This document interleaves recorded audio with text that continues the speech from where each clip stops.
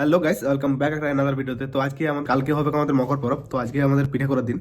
তো আজকে মোটামুটি 6টা থেকে আমাদের পিঠে শুরু হবে, এখনো শুরু হয়নি। তো কালকে মকর সংক্রান্তি, তো আমাদের পিঠে আজই সব হয়ে যাবে, কালকের পিঠে আজকের পিঠে।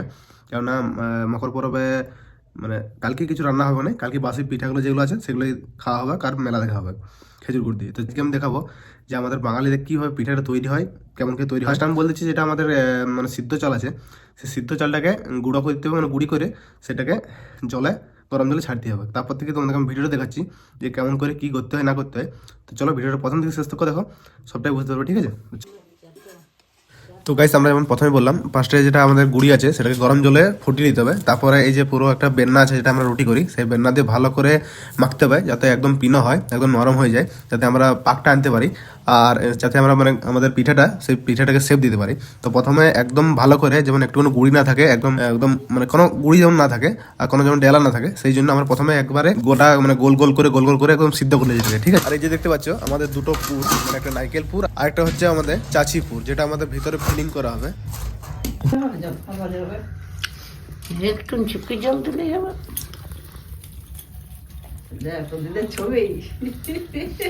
আমার ছবি এখন করি না। তো গাইস, এখন আমাদের ফিলিংটা কি হবে, মানে পিঠার মধ্যে ফিলিংটা করা হবে, সেটা তোমাদের দেখাচ্ছি। হাতে একটু জল নিয়ে গোল করে বেলা করে, যেমন রুটি ডেলা করে তেমনি ডেলা করে, দেখতে পাচ্ছ একটু মাঝে একটু ফুটো করে, এই যে মাঝে ফুটো করার পর যেটা আমাদের পুরটা আছে, নারকেল পুর বা যাই পুর দাও, সেই পুরটা দিয়ে তোমাকে ফিলিং করে উপরটা হালকা করে আস্তে আস্তে মুড়ে দিবে, যেমন আমাদের জলে ছাড়ার সময় যাতে খুলে না যায়, সেইভাবে আস্তে আস্তে মুড়ে দেওয়ার পর এটা আমাদের রেডি একদম।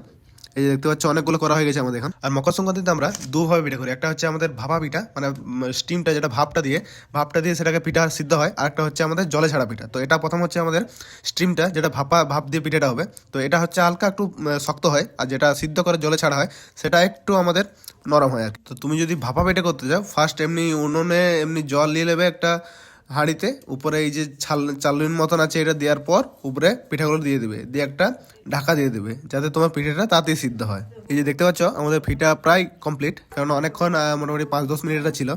এবার একটা নতুন দেওয়া হচ্ছে, মানে এটা হচ্ছে না, একটা নতুন ঢাকা দেওয়া হবে, তারপরে আমরা তুলে নেবো। গাইস, দেখতে পাচ্ছ আমাদের পিঠা উঠে গেছে। তো এরপর আমরা করছি যেটা জলে ছাড়া পিঠা, সেটা হচ্ছে দেখতে পাচ্ছ একটা কড়াইয়ের মধ্যে জল নিয়ে সেটাকে পিঠাটাকে দিতে হবে। তো সেটা একটু নরম হবে পিঠাগুলো।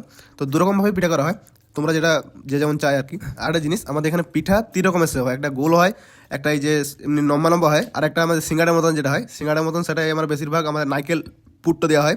এটা হচ্ছে আমাদের যেটা চাঁচির পিঠাটা আছে, সেই চাঁচি পিঠার পুরটা দেওয়া হয়। তো সেইভাবে বুঝতে পারবে যে তুমি কোনটা পিঠা খাচ্ছ। এই যে দেখতে পাচ্ছ আমাদের পিঠা কমপ্লিট। গাইস, ভিডিওটা যদি ভালো লাগে চ্যানেলটা সাবস্ক্রাইব করবে।